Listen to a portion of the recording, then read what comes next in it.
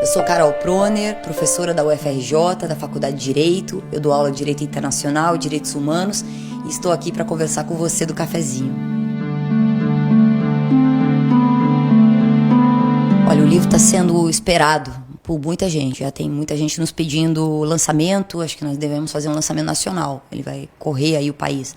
Porque todo mundo quer saber o que é que está escrito lá na sentença e não apenas pela sentença. Todo mundo quer entender, né? E tentar fugir um pouco desse bloqueio midiático que há em torno desse juiz exemplo, desse juiz ídolo, né? Então, está sendo muito esperado pela Faculdade de Direito, obviamente, pelo campo jurídico principalmente, mas não só. Os movimentos sociais querem saber o que está acontecendo. Eu acho que eu diria que é algo que está sendo demandado por muita gente. Esperamos que possa contribuir para esclarecer esse momento. Acho que os autores que escreveram, eles têm um objetivo aí que é ser útil nesse momento de tanta contra-informação, de tanta pós-verdade, para usar uma expressão que está na moda. O livro, não temos grandes... temos também o objetivo de sensibilizar, de uma forma geral, quem pensa diferente do ponto de vista jurídico.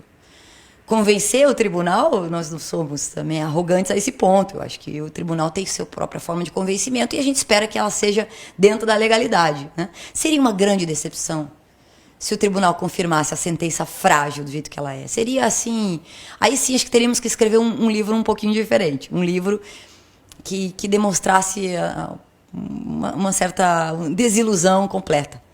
Acho que o livro não tem esse tom de desilusão completa. Um outro artigo fala assim que o direito já morreu. Eu acho que em muitos aspectos a gente fica assustado. Será que o direito morreu mesmo? Ou será que a gente ainda tem esperança vamos dizer, na reforma da sentença pelo segundo grau, como é natural em qualquer processo, e que volte-se a colocar o processo nos trilhos da legalidade, que ele seja corrigido naquilo que ele tem de fundamental, que é a falta de provas. Na falta de elemento probatório mesmo, né, que está evidenciado por tantos autores aqui do direito penal, processo penal. Então, é modesto o nosso fim, não é um fim revolucionário, não. Mas, nesse momento, é necessário. Acho que nós estamos convocados, o campo jurídico está convocado a traduzir o que está acontecendo na sociedade brasileira. Sim, Wellington, foi incrível. Em uma semana... um grupo de professores de universidade na área do direito, convidamos colegas juristas do país todo. Em uma semana tivemos a adesão de 100 artigos, 120 autores que deixaram de fazer o que estavam fazendo para poder comentar essa sentença extensa que foi proferida condenando o presidente Luiz Inácio Lula da Silva. Foi uma adesão que não imaginávamos. Em uma semana, todos pararam o que estavam fazendo para fazer a leitura dessa longa sentença e dar seu parecer. Então, é um livro organizado por professores. Temos aí a Gisele Citadino, que tem sido minha companheira em outras atividades e outros eventos e livros. Gisele Ricobon, que é uma professora da UNILA, aqui do Rio Grande do Paraná. O professor João Ricardo Dornelles e eu. Nós temos feito coisas juntas, tentando denunciar um pouco do que vem acontecendo na área jurídica quando o direito não é cumprido, né, ou não é observado. Então, esse livro é mais uma dessas tentativas de demonstrar o que está acontecendo, tentando traduzir um pouco o juridiquês e também tentando aproximar da população uma informação mais completa desse momento difícil que o país vive e que está completamente conectado com uma sentença, com uma operação de combate à corrupção, com a autoridade do Poder Judiciário e de um juiz especificamente, etc. Então, nós consideramos necessário que exista esse material, esse livro, que já passa das 400 páginas, né, contendo esses comentários sobre a sentença, que nós chamamos, e aí posso dizer o título em primeira mão aqui para o cafezinho, Comentários a uma sentença anunciada, : o caso Lula. Por que anunciada, né? Acho que não precisamos nem explicar. Todos já sabíamos que a sentença viria e que seria condenatória. E é uma pena que todos nós já imaginávamos essa sentença anunciada, porque não deveria ser assim no Poder Judiciário, num julgamento. Nós deveríamos ser surpreendidos pelo resultado final. Afinal de contas, havia, né, em tese, o contraditório. Mas justamente nós brincamos com esse título, porque não houve surpresa. O que há de surpresa na sentença está sendo esmiuçado pelos artigos, pelos comentários. As surpresas são decorrentes da fundamentação da sentença, mas não do resultado final condenatório. Isso não surpreendeu a ninguém.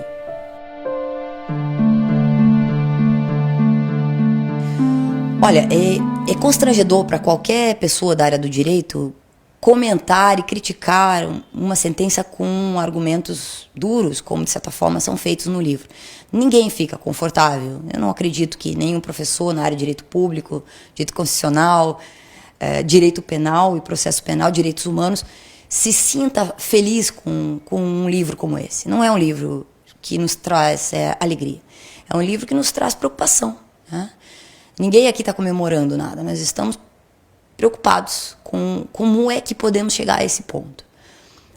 Um judiciário, ou não um judiciário, mas nesse caso um juiz monocrático, né, prolatando uma sentença, olha, 20% da sentença praticamente é a defesa do juiz das acusações de todos os réus a respeito da sua conduta como juiz imparcial, ou que deveria ser imparcial. Ou na utilização das provas, da produção das provas, né? Ou no cerceamento de defesa do réu, ou dos réus, e dos seus advogados. Então, é uma sentença inédita, inclusive nesse aspecto. A impressão que dá para um leigo que está lendo a sentença, e eu tenho alguns amigos que são de outras áreas, da área das artes, da área da literatura, de outras áreas, que dizem que curioso, um juiz que passa tanto tempo, tantos itens, quase 150 itens, buscando defender-se. Às vezes a impressão que dá é que o juiz é um acusador. Durante os depoimentos, a coleta dos depoimentos, inclusive do presidente Lula, isso ficou claro, parecia que às vezes ele era um juiz acusador, se misturava com a função do Ministério Público, o acusador no processo. E, às vezes, durante a sentença, parece que ele é o réu de acusações. Então, isso é muito inusual. Nós vivemos uma situação em que o judiciário, no caso, é diferente, digamos, é, no mínimo, absolutamente inusual a conduta do magistrado.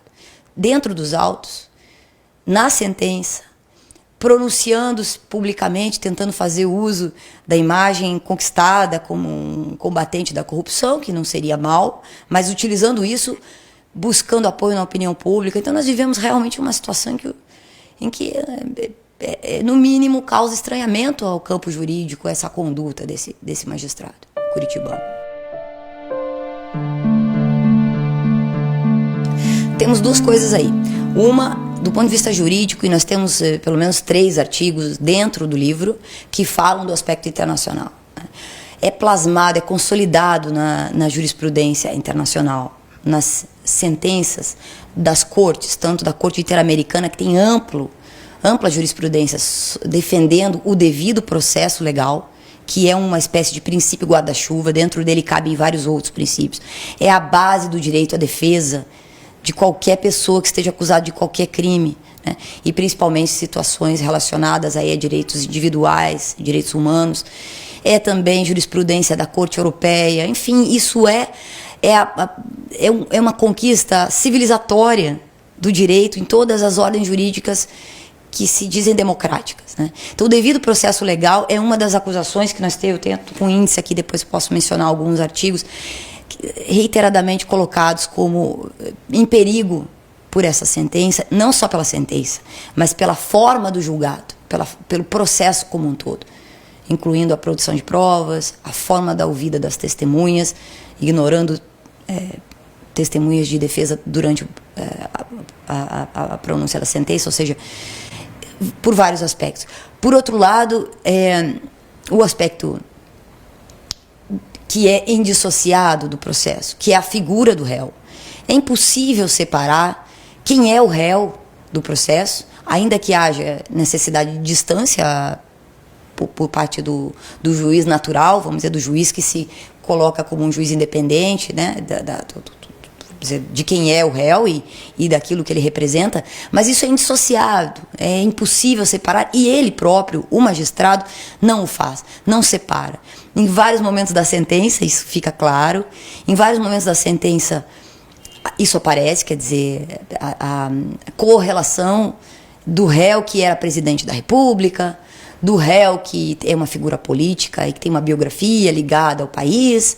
Então, essa conexão política e biográfica do réu afeta a visão do magistrado. Isso está claro tanto na sentença quanto muito mais claro ainda durante o processo, na colhida das testemunhas e da chamada delação premiada, e também na conduta pessoal do magistrado, nas fotografias, nos atos sociais, nessa visibilidade inadequada, indevida, que é estranha ao Código de Ética da Magistratura, por exemplo, né? É totalmente inusual, inadequado.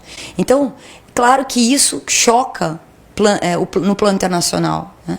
Choca o campo jurídico internacional. Nós fizemos um livro que comentava o impeachment, e esses juristas, também 100 pessoas da área jurídica, da ciência política, da sociologia, antropologia, filosofia, artes, que olharam para o Brasil para ver o que estava acontecendo. Não apenas esse momento da Lava Jato, mas também conectando com o momento político da crise institucional e política do ano passado, do fim do impeachment, que para mim é claríssimo um impeachment sem crime, né? A forma como ele aconteceu.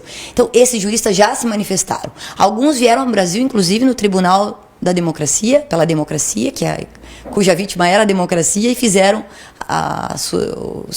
o seu julgamento do processo vivido pelo Brasil. E, novamente, em alguns artigos, nós temos artigos de juristas de fora escrevendo no livro, embora esse não fosse o nosso foco.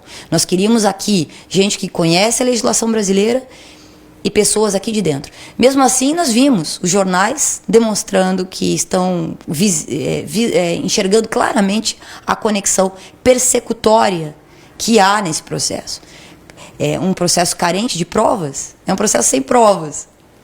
Então, não tem prova de corrupção e, por sua vez, por consequência, não há prova de lavagem de dinheiro. Nesse caso, aquilo que poderia ser constitutivo do segundo crime acusado. Então, não, o apartamento entra nos detalhes que nós já estamos cansados de debater, né? Mas a questão do triplex não ter a materialidade do crime, não é dele o apartamento, não dispõe desse bem, não pode vender o bem se ele quisesse, né? Enfim, é uma situação realmente muito constrangedora, como dizia, e que está sendo percebida claramente no plano internacional. Os principais jornais têm identificado isso, do El País até outros jornais da Alemanha, isso tem acontecido.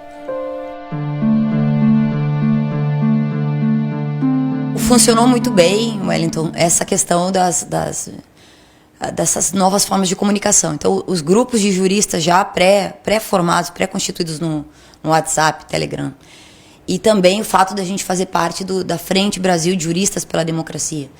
Então, hoje, todos os juristas que estão conectados e querendo falar puderam fazer uso desse espaço, né?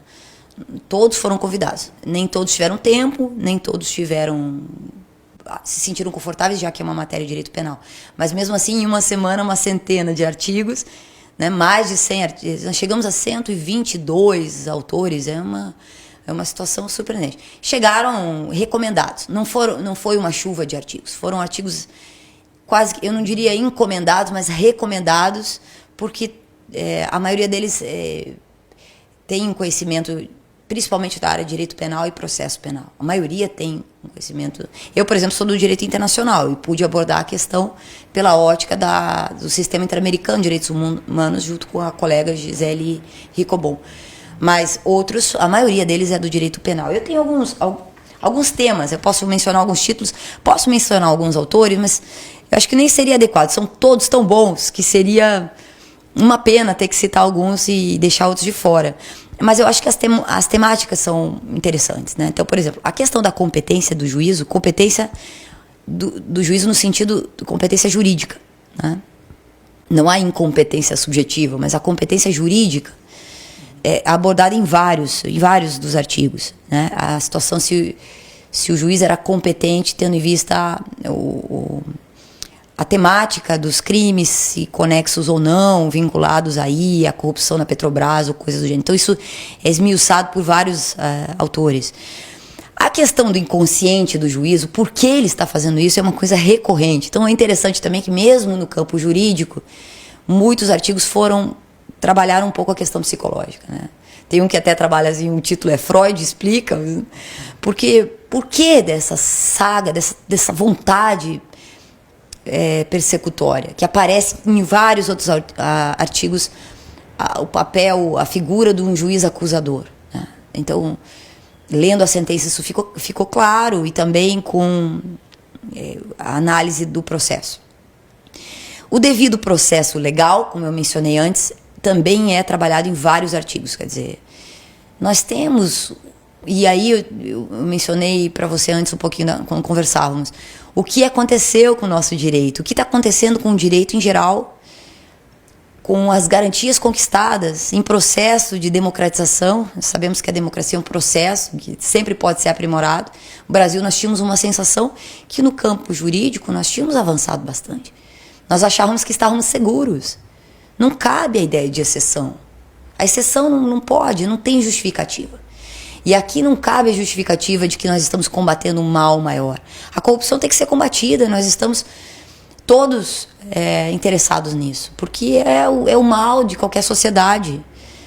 Mas a ideia de corrupção sistêmica como atribuída a um bando de criminosos ligados a uma vertente política que estava no poder, etc., é de uma fragilidade e de uma inconsequência social muito grande. Porque isso faz terra arrasada em qualquer governo, e não é porque é um governo de esquerda. O que nós queremos destruir institucionalmente a ideia de partido, a ideia de governo? Seja quem for, seja um governo de direita, centro-direita, extrema-direita, esquerda. O que ganhamos instituindo o caos institucional, né? Então, a Lava Jato, nesse aspecto, ela se afastou dos interesses, digamos, iniciais. E tem uma entrevista do Jô Soares fazendo com aquele Dallagnol, aquele menino, alguns chamam de menino, eu acho que de menino ele não tem nada, eu acho que é muito grave o que ele faz contra o país. Eu acho que nós temos que levar muito a sério para poder, inclusive, fazer mensurar o grau de responsabilidade desses meninos do Ministério Público. De meninos não tem nada, né? Tem de homens que estão fazendo mal ao país na utilização da sua missão constitucional, né? Aquele PowerPoint gravíssimo contra a figura de um réu que traz consequências pessoais, psicológicas. A dona Marisa está aí para demonstrar isso. Dona Marisa, como se fala, né?